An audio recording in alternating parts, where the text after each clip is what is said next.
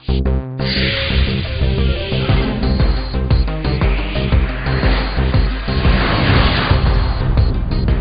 दर्शकबिंदु, कार्यक्रम सीधा सवाल परिषद के बहुत बहुत स्वागत है।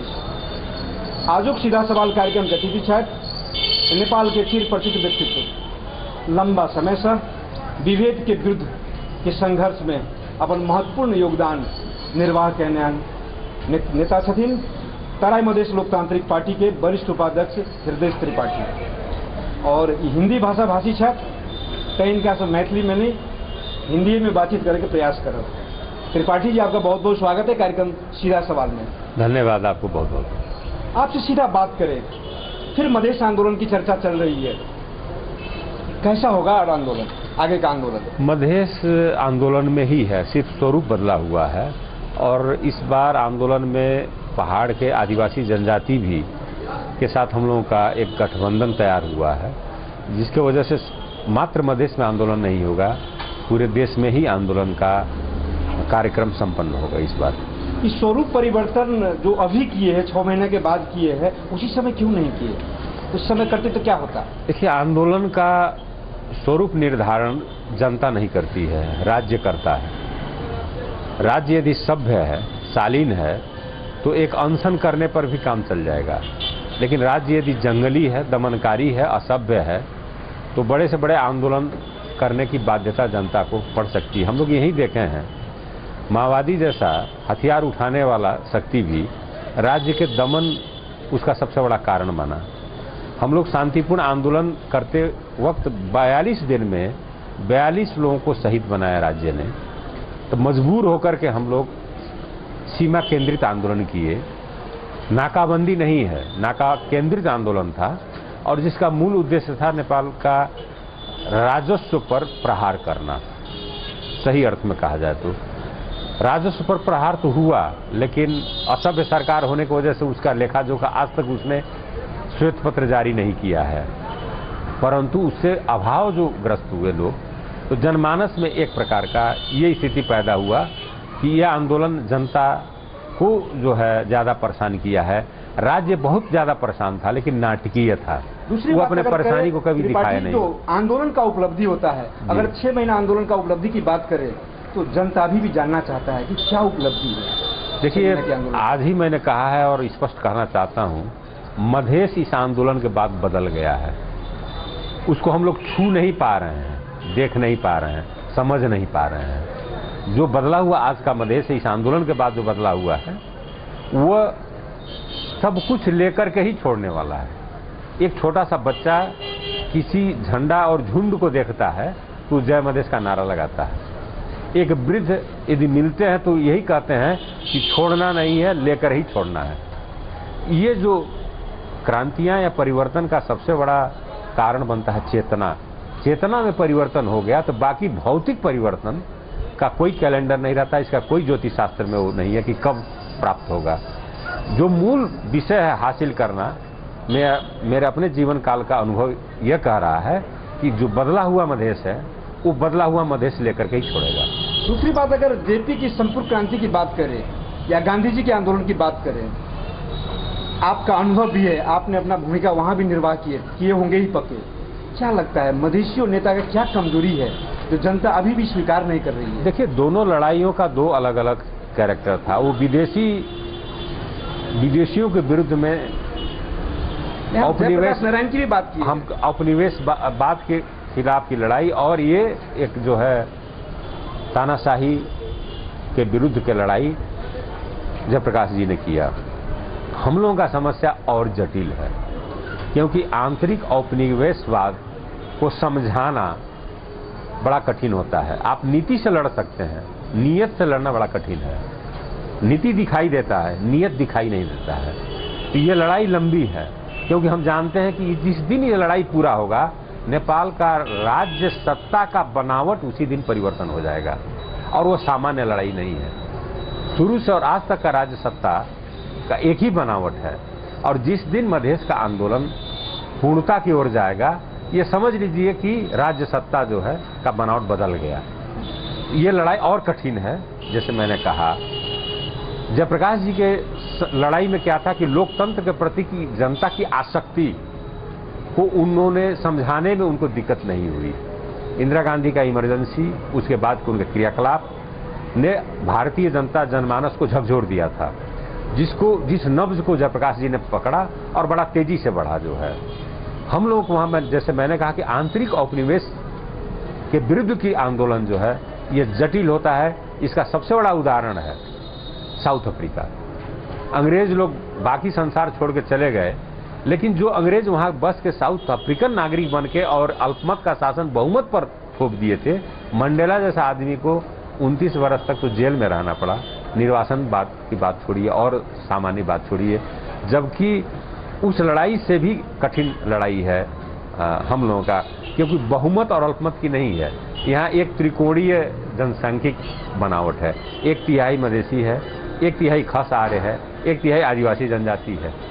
इस त्रिकोणीय लड़ाई को थोड़ा और हमको पेचीदा बना दिया है इस चीज को। दूसरी बात अगर बात करें तो आप ही का मधेसियों नेता की बात करें तो मुंह फाड़ फाड़ करके बोलते हैं कि हमारी संघर्ष जो है जो पहाड़ी शासक के विरुद्ध है। त्रिपाठी जी, आप मानते हैं ये नारा जो है बहुत ही घातक है, जबकि आपका संघर्ष अगर कहे तो सीधा खस आर्य वर्ग जो विशेष वर्ग अपने कहलाता है उसके विरुद्ध है। ये आप लोग जनता को अभी भी मधेसी जो पहाड़ी जो है जनजाति है उनको आप लोग बुझा नहीं पा रहे हैं। और आपके नेता जो मधेसियों पार्टी का बड़े बड़े नेता है मुंह फाड़ फाड़ के बोलते हैं कि हमारी संघर्ष पहाड़ी शासक के विरुद्ध है। ये आंदोलन को कमजोर नहीं कर रहा है? देखिए, एक चीज है, हमारी लड़ाई राज्य से है, राज्य का स्वरूप बदलने की लड़ाई है। जो उस राज्य पर काबिज रहेगा तत्काल लड़ाई उससे ठन जाती है। कभी राजा के साथ हुआ करता था और सब मिलकर के लड़े उस लड़ाई को जो है। यहाँ पर एक आप ही के इसी क्षेत्र के मैथिली भाषी हैं विद्वान सीके लाल जी का एक मानना कि थाई सत्ता के कब्जा में है नेपाल। थाई सत्ता में अस्थाई ये लोग प्रवक्ता हैं, जो अभी लग रहा है कि हम ही सत्ता हैं। केपी ओली को लगता है कि हम सत्ता हैं, थाई सत्ता, लेकिन वो अस्थाई प्रवक्ता हैं। कभी कभी सुशील कोइराला को भी लगता था, कभी और प्रचंड को भी लगता था कि हम हैं, लेकिन सवाल वो नहीं है। सत्ता का मतलब जो राज्य का अन्य बनावट है, यहाँ का सेना, यहाँ का प्रशासन यंत्र, यहाँ की न्यायपालिका, एक सम्मिश्रण में थाई सत्ता बनता है। तो लड़ाई हमारी थाई सत्ता से है। हम ये, और वो दुर्भाग्यवश खस आर्य के कब्जा में है। सभी खस आर्य उसमें तो नहीं है, लेकिन खस आर्य समुदाय के कब्जा में है। दूसरी बात क्या है कि खस आर्य ही कहने के विषय में एक थोड़ा सा हम कहना चाहते हैं। हम लोग जितना पढ़े हैं, थोड़ा अध्ययन किए हैं, यदि आज इंसान खस है तो आर्य नहीं हो सकता, आर्य है तो खस नहीं हो सकता। एक अनुवांशिकी को यहाँ तोड़ मरोड़ कर दिया गया और अपने परिचय को बनाने के लिए हम इतना विकृत परिभाषा अपने ऊपर थोपे हैं, यानी खस आर्य लोग थोपे हैं अलग पहचान दिखाने के लिए। तो पहचान की लड़ाई हमारी नहीं है, पहचान की लड़ाई उनकी हो गई है। ये बहुत महत्वपूर्ण चरण है हम लोग की लड़ाई में। हमको लग रहा है कि हम पहचान के लिए लड़ रहे हैं, लेकिन हमने देखा भयभीत वो लोग हैं जो अपने को खस आर्य के रूप में परिभाषित किए और इतना भयभीत थे कि कानून में नहीं, संविधान में एकमात्र परिभाषा यदि किसी का आपको मिलेगा तो खस आर्य का मिलेगा। खस आर्य भन्नाले बाहुन क्षेत्री ठकुरी दशनामी जनहूंस, इतना भय है। आरक्षण भी उन्हीं को दिया गया है। भय का कारण ये है, ये सबसे बड़ा भय वो होता है कि वो अपने संवैधानिक आरक्षण खोज रहा है, संवैधानिक परिभाषा खोज रहा है, और आज उसके पहचान के लिए त्रिपाठी जी जनजाति जो है, पहाड़ी जनजाति जो आदिवासी है, उनको आप लोग क्यों नहीं बुझा रहे? नहीं समझा रहे हैं। में क्यों नहीं विशाल विरोध कार्यक्रम हो रहा है? सरकार पूर्ण रूप में निकम्मा है, चाहे भूकंप पीड़ित की बात करें या राज्य सत्ता संचालन की बात करें या मधेश में दमन की बात करें, लेकिन आप लोग क्यों नहीं बुझा पा रहे? क्या क्यों असफल? एकदम से इसका कारण जो है हम आपको बताते हैं। मूल रूप से क्या है कि नेपाल का आदिवासी जनजाति का अपना राजनीतिक संगठन लिम्बुआन के छोड़कर किसी के पास नहीं है। सामाजिक और सांस्कृतिक संघ संस्था है, नाच गान इधर में वो लोग इकट्ठा हो जाते हैं लाखों के रूप में। जब राजनीतिक आंदोलन की बात आती है तो वो सैकड़ों में रह जाते हैं। उनका अपना कोई राजनीतिक संगठन नहीं है। मधेश का कम हो, कमजोर हो, सही हो, गलत हो, राजनीतिक संगठन मधेश ने तैयार कर लिया है। और ये बात जो है आदिवासी जनजाति के साथ नहीं है, जिसके वजह से और ये लड़ाई राजनीतिक है। सांस्कृतिक संस्था राजनीतिक लड़ाई नहीं लड़ पाएगा। आदिवासी जनजाति का सबसे बड़ा विडंबना यह है कि वो सांस्कृतिक संगठन के साथ राजनीतिक लड़ाई लड़ना चाहता है, जिसके वजह से अब जो है विकसित होने लगा है उनमें राजनीतिक संगठन बनाने का थोड़ा सा प्रयास अब शुरू किया। जैसे लिम्बुआन ने एक पूर्णता पा लिया, मगरा तैयारी में है, और तमू या तमुआन वगैरह हुआ, तामसालिंग हुआ, ये लोग अब संगठन, राजनीतिक संगठन के तैयारी के प्रारंभिक चरण में है। लड़ाई राजनीतिक है, राजनीतिक संगठन नहीं है, और मुक्ति मिलेगा तो राजनीतिक लड़ाई से मिलेगा। यहाँ सबसे बड़ा समस्या है। दूसरी बात है, सरकार की बात करें या जो शासक, नेपाली शासक की बात करें, कि मधेसियों को क्या लग रहा है कि मजबूत होते जा रहा है। भारत सरकार का रणनीति भी असफल है। नहीं, देखिए, हम क्या लगता है आपसे, आपके मार्फत आदरणीय जन समुदाय से मैं एक चीज कहना चाहता हूं, इस सरकार चौतरफी विफलता है। इसका बनावट यह है कि नेपाल के जितने छोटे बड़े वामपंथी हैं संसद के अंदर, सब इकट्ठे हो गए हैं, और इनका धराशायी होने का मतलब यहां से एक विचारधारा धराशायी होने वाला है। हम प्रतीक्षा भर करें खाली एक ऐसा विचारधारा जिसमें एक आकर्षण हुआ करता था कम्युनिस्ट पार्टी के नाम पे, वामपंथ के नाम पर। लेकिन सरकार परिवर्तन से तो कोई असर नहीं पड़ेगा त्रिपाठी, वही कांग्रेस आ जाएगा, फिर कांग्रेस। दूसरी बात हम ये कह रहे हैं, इनकी विफलता, जो विफलता की ओर जा रहे हैं, चौतरफी विफल होते जा रहे हैं, हर एक क्षेत्र में विफल हैं, चाहे शासन प्रशासन में, चाहे ये भूमि, ये जो है भूकंप पीड़ित से लेकर के कालाबाजारी से लेकर के हर एक विकृतियों से घिरा हुआ सरकार है। लेकिन एक ही मुष्ट जो है, ये जब घायल होंगे तो नेपाल के समग्र वामपंथी घायल होने वाला है। तो मेरा अपना मानना यह है कि नेपाल का वामपंथ जो है अब घायल होने के कगार की ओर जा रहा है। ऐसे गाड़ी पर इकट्ठे बैठे हैं जिसका न ड्राइवर ठीक है, न तो उसका जो है पार्ट पुर्जा ठीक है, और वो घायल होना है। 1 महीना में हो, 2 महीना में हो, 3 महीना। सरकार गिरने और नहीं गिरने की बात नहीं है। यदि यही काम ये बहुत बढ़िया से, अब हम भविष्यवाणी करना चाहते हैं, ये बात देख लीजिएगा, इनका बजट अति लोकप्रिय बजट लाने का कोशिश करेंगे। ये लोग पैसा वितरण प्रणाली को लाएंगे और अपने कार्यकर्ता को जनता के नाम पर वितरण करेंगे। कुछ ऐसा कार्यक्रम लाएंगे जिससे जनता में नाराबाजी तो दे सकें, लेकिन विकास नहीं होगा, और अर्थतंत्र के लिए वो बहुत बड़ा घातक साबित होने वाला है, क्योंकि उपभोग में चला जाएगा वो पैसा जो है। हम अभी देख रहे हैं कि आने वाला बजट इनके हिसाब से बनेगा तो अति लोकप्रिय लेकिन नहीं टिकने वाला बजट और अर्थतंत्र को बर्बाद करने वाला बजट ही बनाने के चक्कर में है। उसी के बाद इनका खात्मा शुरू होगा। त्रिपाठी जी, हम लोग अब सीधा सवाल के बिल्कुल अंत में आ गए। हम आपसे सीधा सवाल करेंगे और सीधा सवाल में 2 ऑप्शन देंगे जी। कृपया आप एक ही कहिएगा, अनुमति हो तो आपसे प्रश्न करूँ। बिल्कुल। त्रिपाठी जी, सब जानते हैं कि वर्तमान और भूत भविष्य की चर्चा हम लोग बारंबार करते हैं। भूत और भविष्य के बीच में जो टकराव होता है तो वर्तमान संकट में पड़ जाता है, ये ध्रुव सत्य है। मधेसियों को वर्तमान समय की अगर बात करें तो ये मधेश आंदोलन जो आप लोग चला रहे हैं, इससे उपलब्धि की बात करें तो खुदरा में होगा कि होलसेल में होगा? नहीं, ये निरंतर चलने वाला है। अभी हम उपलब्धि की बात करते हैं। उपलब्धि आप लोग के मांग से खुदरा होगा कि होलसेल होगा?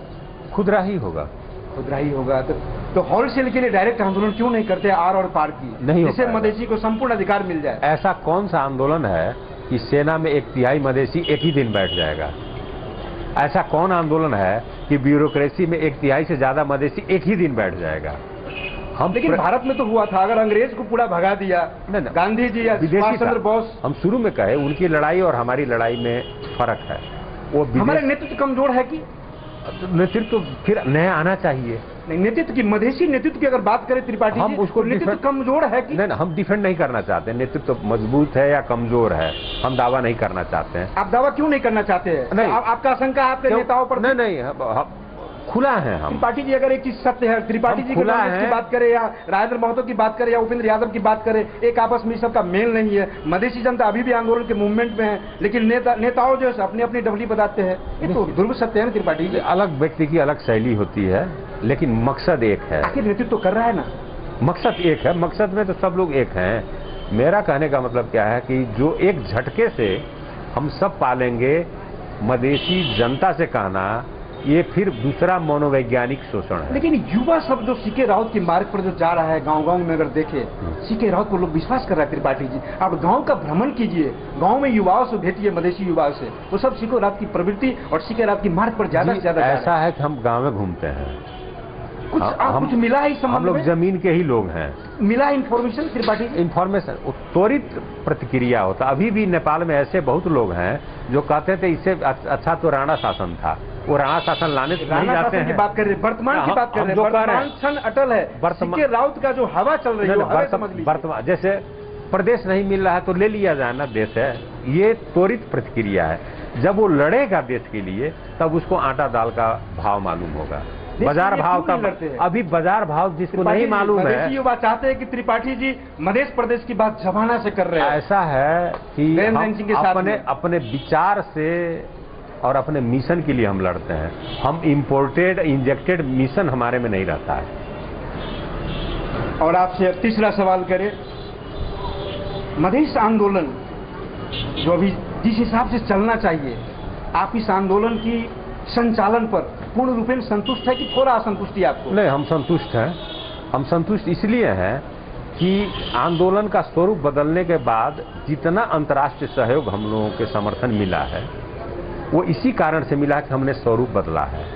और अब अंतर्राष्ट्रीय जगत का उंगली जो है अब राज्य की ओर उठने लगा। लंबा समय लगेगा कि बहुत लंबा समय लगेगा? देखिए, लंबा समय तो मधेश को समानता पर पहुंचने के लिए लंबा समय लगेगा। आज संविधान में आवश्यक संशोधन हो जाने के बाद भी ये पीढ़ी दर पीढ़ी जाएगी, क्योंकि एक दिन का भेदभाव और शोषण का संस्थागत शोषण रहा है, 250-300 वर्षों से शोषण रहा है। राज्य का बनावट एक तरफी हो गया है और उसमें हम अपनी भागीदारी को सुरक्षित और अपने जनसंख्या के अनुपात में करने के लिए हो सकता है कि 2 पीढ़ी लग जाए। हमको झूठ नहीं बोलना चाहिए मधेसी जनता को, ये बरगलाने की बात हो जाएगी कि हम आज नहीं हम कल दिला देंगे वाली बात बेकार है। दूसरी एक चर्चा की विषय है, जो फिर आंदोलन होगा, नाकाबंदी होगा, मधेश पूर्ण लंबा समय तक बंद होगा, क्या आप लोग फिर बंद करवाएंगे? हम आंदोलन कहे ना, यदि दमन हुआ तो कहीं किसी हद पर हम पहुंच जाएंगे। मैंने बंद हो सकता है, नाकाबंदी भी फिर हो सकता है, कुछ भी हो सकता है। त्रिपाठी के हाथ में नहीं है या ठाकुर जी के हाथ में नहीं है। हम कहते आप जुलूस लेकर के जा रहे हैं, वहां गोली चल गई, एक आदमी मर गया, घायल हो गया, सैकड़ों घायल हो गए,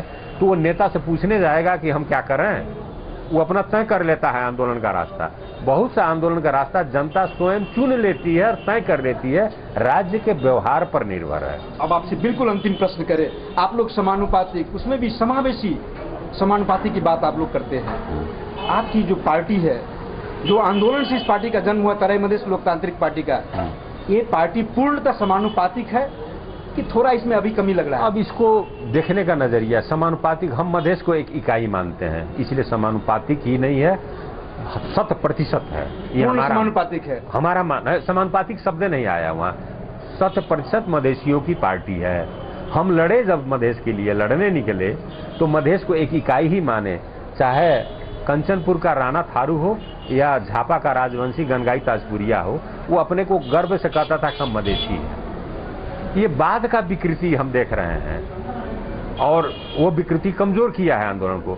जहां तक मधेसी एक समुदाय है, मधेसी एक राष्ट्रीयता है, मधेसी के रूप में यदि देखा जाए तो हमारी पार्टी 100% मधेसियों की पार्टी है। बिल्कुल अंतिम, त्रिपाठी जी, आंदोलन के बाद आप ईमानदारी पूर्वक बोल दीजिएगा, मधेसियों जो नेता है विभिन्न पार्टी में, सीनियर नेता, वो कई बार छलफल किए, एक बार किए कि 10 बार किए कि बिल्कुल छोटा सा मीटिंग किए बस हो गया, फिर मधेश आंदोलन गंथन मंथन पर? नहीं, बिल्कुल गंभीरता पूर्वक अनगिनत कितने बार अनगिनत मीटिंग हुआ है। पहले तो सचिवालय स्तर पर हुआ। आपकी पार्टी की बात नहीं कर रहे हैं, आपकी पार्टी की तो होता है, मोर्चा की बात हम कर रहे हैं। मोर्चा के सचिवालय स्तर का बैठक जो है, हमको लगता है कि 30-35 बार हुआ होगा इस बीच में। अब बोली थोड़ा नहीं गड़बड़ाएगा किसी नेताओं को बोलने में होश करेंगे? शैली अलग होता है, भाषा अलग होता है। नहीं, भाषा और शैली की बात नहीं है। हाँ। आप जो बोलते हैं उससे यही लगता है कि पार्टी 2 है, मोर्चा में 2 तरह की ऐसी बात नहीं है। हम ये लेकिन ये हो रहा है त्रिपाठी जी। देखिए, हम नाम नहीं कहेंगे, नाम कहेंगे तो और जो है कमजोर हो जाएगा। हम नहीं चाहते नाम कहिएगा तो हम उसको सही लोग जानते हैं किनका हम चर्चा कर रहे हैं। नहीं, किसी का नहीं, वैसी बात नहीं है। बात यह है कि जो एक लक्ष्य में हम एक हैं कि नहीं है, लड़ने के लिए हम तैयार हैं कि नहीं है। दोनों में हम लोग सब एक हैं, लक्ष्य में एक हैं, लड़ने के लिए तैयारी में भी एक हैं। अब बीच में कौन कैसे बोलता है, कोई किसी को दही चूड़ा पसंद होगा, किसी को पूरी तरकारी पसंद होगा, तो इसका छिद्रान्वेषी काम हम न करें तो बेहतर यह है कि हम लक्ष्य में गड़बड़ी है और साधन साध्य दोनों में यदि गड़बड़ी होती है तो वो माने रखता है राजनीति में। लेकिन साधन भी ठीक है, साध्य भी ठीक है, लक्ष्य एक है, साध्य एक है, साधन भी एक ढंग से है। कोई ये बताइए, इतना विभेद होने के बाद कोई अलग से कोई आंदोलन कर रहा है क्या? जो हम लोगों को उपदेश देते थे कि इन लोगों को ये करना चाहिए, जो अलग थे जब कि मोर्चा को ये करना चाहिए, वो करना चाहिए, ठीक है, हम लोग थक गए थोड़ी देर के लिए, तो क्या वो आगे आ रहे हैं क्या? ऐसा कुछ नहीं है। संयुक्त लोकतांत्रिक मधेसी मोर्चा ही वर्तमान चरण का, मैं अंडरलाइन करके कह रहा हूं, वर्तमान चरण का मधेश के सवाल को हल कराने में कामयाब होगा। त्रिपाठी जी, आपने कार्यक्रम सीधा सवाल में बहुत महत्वपूर्ण समय दिए। आंदोलन चलता रहे और मधेशियों को अधिकार शीघ्र ही प्राप्त हो। आपने कार्यक्रम सीधा सवाल में बहुत महत्वपूर्ण समय दिए, बहुत बहुत धन्यवाद है। आपको भी बहुत बहुत धन्यवाद, हमको ये अवसर दिया आपने, जिसकी वजह से हमारे विचार जो है आदरणीय जन समुदाय समक्ष, दर्शक समक्ष जो है प्रस्तुत करने के लिए जो अवसर दिए, उसके लिए हम आभारी हैं। आदरणीय दर्शक, कार्यक्रम सीधा सवाल के समय समाप्त भ गए। पुनः दोसर दिन दोसर विषय लगा दोसर हस्ती के साथ हम राम आशीष उपस्थित है। अखन के लिए विदा ले लिया।